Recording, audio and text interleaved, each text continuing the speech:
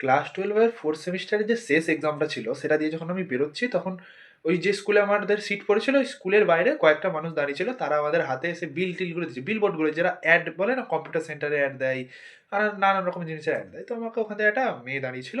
আমাকে সেদিন একটা অ্যাডের পেপার দিয়েছিল তাদের কম্পিউটার সেন্টারে।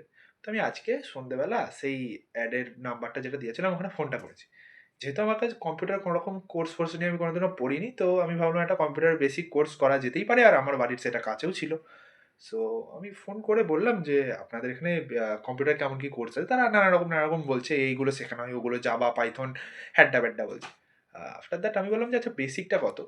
তো ওরা বেসিকটা বলছে, আমাদের এখানে যে বেসিক কম্পিউটার কোর্সটা শেখানো হয় ১৭,০০০ টাকা।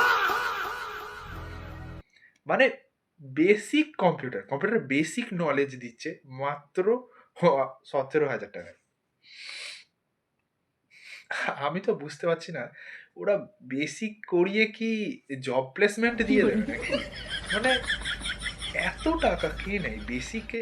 আমার মানে তোমাদের ওখানে কত চলছে, একটু বেসিকের রেটটা একটু জানাও। আর বেসিক ১৭,০০০ টাকা, এটা মানতে হবে?